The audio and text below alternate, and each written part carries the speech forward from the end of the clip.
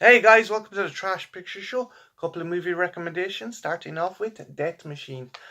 This is one of those really quirky, fun flicks to try to capitalize on Alien, Predator, and Terminator that came out in the 90s. And this is one of the better ones. It's pretty fun. It's pretty silly. Death Machine was the directorial debut of Stephen Norrington. He directed Blade, and he then went on to direct League of Extraordinary Gentlemen, which unfortunately killed his career. I think he punched Sean Connery in the set of that movie, but I digress. Death Machine is pretty fun. It's about a corporate executive who works for a very horrible, morally corrupt arms company, and she decides to take the company down from the inside out. As a result, she tangles with Dante, played wonderfully by Brad Dourif. He plays the psychotic engineer who has made the title Death Machine, this massive razor sharp robot that kills on sight.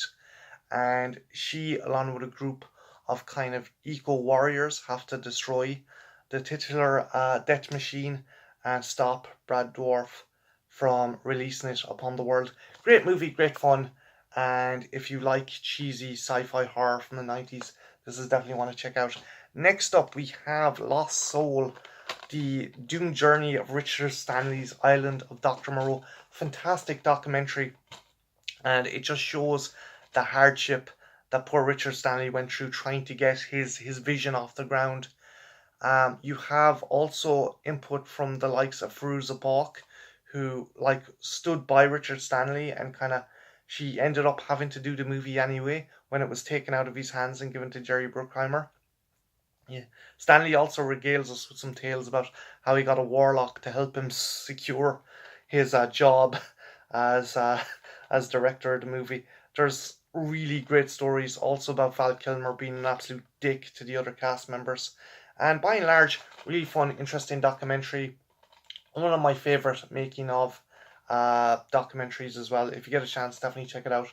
Really good fun. Next up, we have Godzilla 2000. This came out in, I think, 99 actually. It came out before the year it was supposed to be made. And it is Toho's, I think, the last Heisei era Godzilla movie. I could be wrong, but it's pretty fun. It's pretty cool.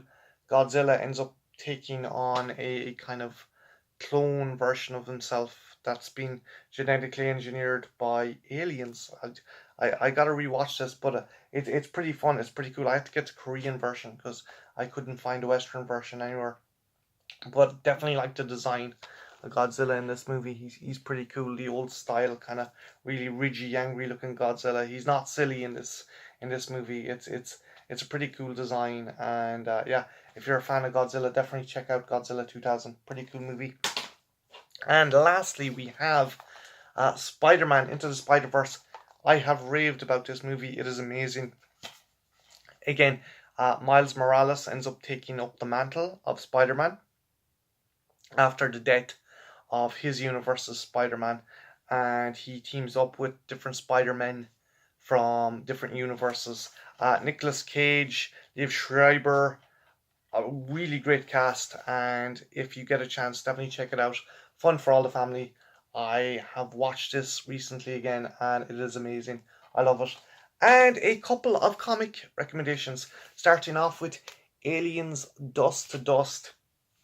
And this is about a young boy and his mother trying to survive an infestation on a colony. And something transpires about the young boy's mother that brings a new idea to what it means for the host and the byproduct xenomorph of the host, what it means in relation to those connected to the host as well. Really, really nice artwork. Great graphic novel. Dust to Dust, if you liked the likes of Alien or Aliens, or if you liked the likes of Aliens Labyrinth, this is definitely one to check out. It's more atmospheric than action based because you're following a 12-year-old kid. You're not following a group of hardened Marines or anything like that. But it's pretty thrilling, and it's pretty in depth kind of comic, and explores a lot of interesting theories about the xenomorph and its relation to the host that it came from. So yeah, that has been my movie and comic recommendations. Have you any suggestions on what I should check out next? And if so, leave them in the comments below. Have a good, take care. Bye now.